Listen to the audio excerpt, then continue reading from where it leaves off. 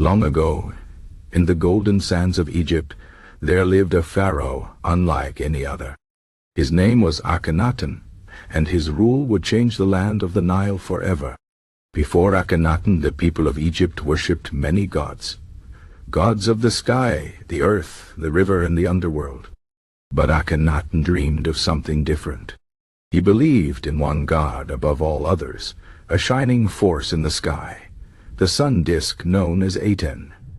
Akhenaten was not always called by this name. When he was born, his name was Amenhotep, like his father before him. The name honored Amun, the powerful king of the gods. But as Amenhotep grew, he began to question the old ways. He saw the priests of Amun growing rich and powerful while the people struggled. He wondered why so many gods needed temples and offerings when the sun, the giver of life, was there for all to see. One day, Akhenaten declared that Aten, the radiant disk of the sun, was the one true god. He changed his name from Amenhotep to Akhenaten, which meant the spirit of Aten. He ordered the old temples closed and built a new city in the desert, far from the old gods. This city was called Akhetaten, the horizon of Aten. Here, under the open sky, the people would worship the sun. The priests of Amun were furious. For centuries they had held great power, and now this pharaoh wanted to take it away. But Akhenaten was not afraid.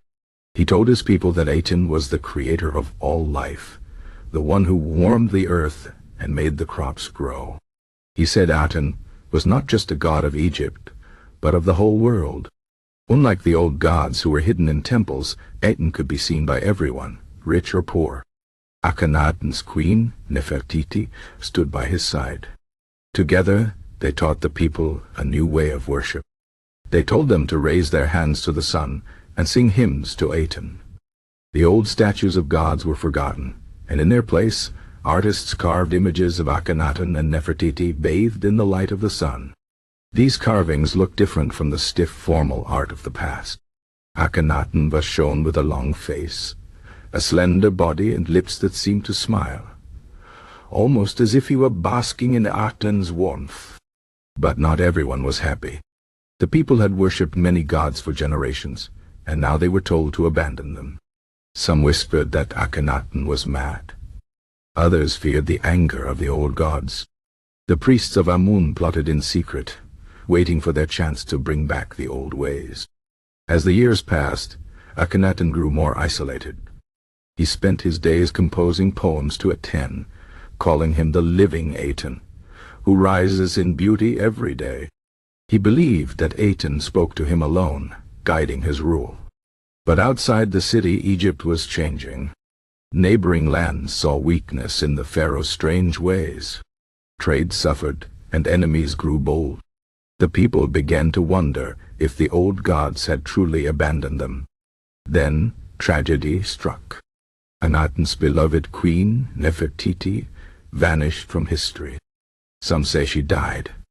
Others believe she fled, unable to bear the growing unrest. Without her, Akhenaten seemed lost. His dream of a world under one god began to crumble. When Akhenaten died, his enemies moved quickly. His son, a young boy named Tutankhamun, was placed on the throne. But the priests of Amun forced him to change his name to Tutankhamun, turning away from Aten and back to Amun. The city of Akhetaten was abandoned, left to the desert sands. The temples of the old gods were reopened, and the name of Akhenaten was erased from monuments as if he had never existed. For many years, Akhenaten's story was forgotten. His city was buried under the sand, and his name was struck from the records. But the sands of Egypt do not keep secrets forever. Centuries later, archaeologists uncovered the ruins of Akhetaten. They found the broken statues of Akhenaten and the hymns he had written to Aten. They realized that this mysterious pharaoh had dared to challenge the gods themselves. Some say Akhenaten was a visionary, the first to believe in one god. Others call him a heretic who nearly destroyed Egypt. But his story remains, carved not in stone, but in the echoes of history. The sun disk Aten still rises every morning, just as it did in Akhenaten's time, shining light on a pharaoh who dared to dream of a different world. And so the tale of Akhenaten and the sun disk, Aten lives on, a story of faith, power, and the eternal struggle between the old ways and the new.